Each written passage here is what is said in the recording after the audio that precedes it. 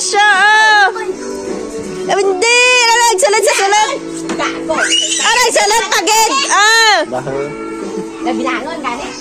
Gago, botong na mango ba? Ay, botong na. Odran, ang sakaran. Sakas babaran. Agin botong na pagid mango.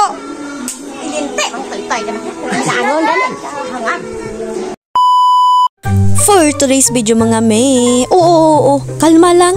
Parang mapapahiya pa tayo dito. First time nating vlog to, tapos ganyan ka pa. Charis! So, ang gagawin natin ngayong araw ay mag-aayos tayo ng ating mga awards dyan or mga accomplishment natin sa ating live. Kaya ba, galingin ang ulo nyo, bakit ako nagtatagalog? Kasi ba yung iba, baka hindi ako maintindihan? Pero kahit na magta-Ilonggo ako, dapat iniintindi nyo ako. Kasi kayo nga mga Tagalog, iniintindi namin kayo mga Ilonggo eh. Ha? Ano daw? Intindihan yung dalang gani. So, let's start na patino-tino diri sini no. Tapos i-pass forward na lang para dasing matapos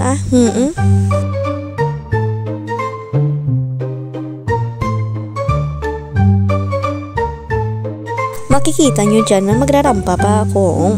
Pak, ganon. Dapat ganyan lang. Kinakita nyo naman na nag-heels ako. Kundi magrarampa naman ako. O sige, wala kayong pake. Basta magrarampa ako. May sariling mundo tayo eh. Ging panda ko ganida ang light na to no. Para mag-disco-disco. Duga disco giblahaw. Sa sobrang dami ng mga awards ko na to, pati si mama, hindi alam kung saan ilalagay. Umakyat nga ako dito ng lamesa at magsasayaw na parang ako yung mag-concert. At ito nga ang aking mga garlands at ibinigay ito kapag ako'y nagja-judge, diba? Nagiging judgmental lang naman ako kapag nasa pageant, day. Huwag kang ganyan, hindi ako judgmental. Sometimes lang. Bala kayo dyan.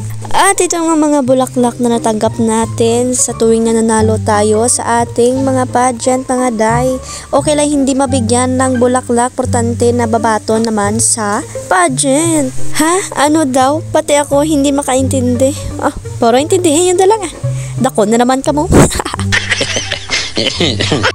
Nakita nyo naman na hindi ako marunong mag-arrange nito. Isa sobrang dami nito. Gutok-gutok na gali sa ayan, nag-Ilonggo na naman siya na dapat magtatagalog tayo dito ngayon eh. Pinapahirapan nyo lang ako. Hay nako sa inyo. Dito nga ang mga kapatid ko at ang yung pamangkin ko. Ay, nababanding sila. Masarap lang bumalik sa pagkabata. Ito nga, habang naglilinis ako, nakita ko yung si best friend niyo. Bigla lang siyang lumutaw dito habang naglilinis ako. Mabuti na lang hindi ako nakagat. Ay, naku, maando lang Aray, salat pagid! Gago, botong na mango ba? Ay, botong na! Odran, ang sakaran! Sakas babaran! Agin botong na pagid mango!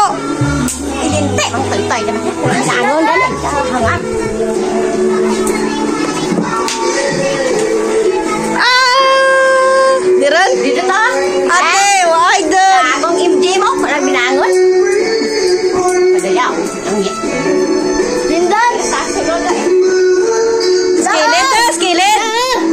Jump! Skillet to do? Skillet to na da.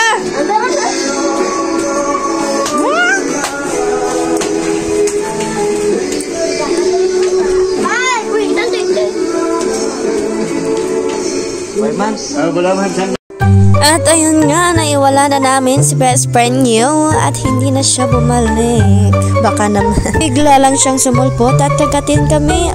Wala na. Natakot na nga ako dito sa part na to kasi baka nandyan siya at gulpi ako kagatin. Why do?